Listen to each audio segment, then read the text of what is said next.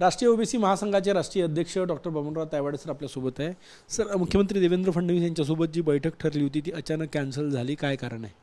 नाही, कारण असं आहे की आपल्याला सर्वांना कल्पना आहे की माननीय देवेंद्रजी फडणवीस ज्या दिवशीपासनं या राज्याचे मुख्यमंत्री झाले तेव्हापासनं वारंवार प्रत्यक्ष किंवा अप्रत्यक्षरित्या त्यांना आम्ही आमच्या संघटनेसोबत चर्चेकरता वेळ मागत होतो।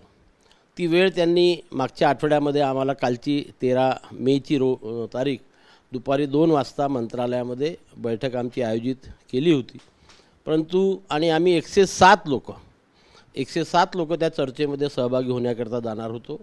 परंतु परवा अचानक दुपारी तिकडनं फोन आला की त्यांना माननीय खट्टर साहेबांच्या अध्यक्षतेखाली असलेली कुठली तरी पार्लमेंटरी कमिटी आहे, एक्झॅक्ट कुठली आहे मला माहीत नाही, त्या कमिटीची सभा लागल्यामुळे ही बैठक पुढे ढकलण्यात येत आहे व ती 17 तारखेला आपल्याला शक्य होईल का अशा प्रकारची विचारणा त्यांच्याकडनं झाली होती। परंतु मी नंतर आमदार परिणय फुकेंशी संपर्क केला की मुख्यमंत्री कार्यालयाकडनं 17 तारखेचं विचारणा होत आहे, तर काय सांगायचं, किंवा मी आपल्या कलिगलासुद्धा विचारलं। पण 17 तारखेला आमच्यासोबत जे नेहमी असतात आमदार परिणय फुके ते विदेशामध्ये जात आहेत, त्याच्यामुळे ते महाराष्ट्रामध्ये अवेलेबल नाही आहे, त्याच्यामुळे त्यांनी पुढील तारीख मागावी असं सांगितलं आणि आम्हाला जून महिन्यामध्ये पुढची तारीख ते देणार आहेत।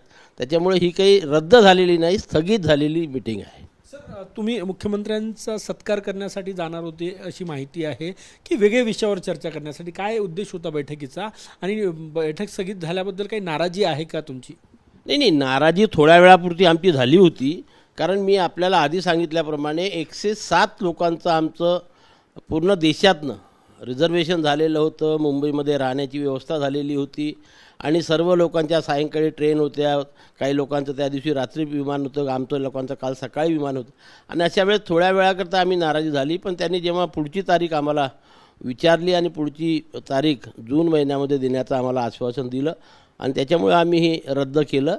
आणि आम्ही हे बघा, ते मुख्यमंत्री झाल्यापासनं आम्ही त्यांचा सत्कार केलेला नव्हता आणि म्हणून त्यांचा सत्कार करणे आणि हे बघा आमचं निवेदन पूर्ण तयार होतं, ज्या ओबीसीच्या प्रलंबित मागण्या राहिलेल्या आहेत त्या त्यांच्याकडनं सोडवून घेणे याच्याकरता चर्चा करण्याकरता ही मीटिंग होती। कारण ओबीसीचे अनेक विषय आहे, पण त्याच्यामध्ये प्रामुख्याने जे विषय आहेत ज्यामध्ये प्रामुख्याने मुलांना व्यावसायिक अभ्यासक्रमामध्ये 100% शिष्यवृत्ती लागू करण्यात यावी, जे आश्वासन आम्हाला निवडणुकीच्या पूर्वी फडणवीस साहेबांनी माननीय शिंदे साहेबांनी सर्वांनी दिलं होतं ते पूर्ण त्यांनी करावं आणि मुलांना व्यावसायिक अभ्यासक्रमात 100% शिष्यवृत्ती लागू करावी। दुसरं, नागपूरला जे ओबीसी भवन आम्हाला मंजूर झालेलं आहे त्या ओबीसी भवनाची प्रशासकीय कार्यवाही पूर्ण झालेली आहे, त्या जागेचं आरक्षणसुद्धा रद्द झालेलं आहे। आता फक्त मुख्यमंत्र्यांनी निधी देऊन त्याचं विधिवत पावसाळ्याच्या पूर्वी भूमिपूजन करावं ही विनंती करण्याकरता सुद्धा आम्ही जाणार होतो।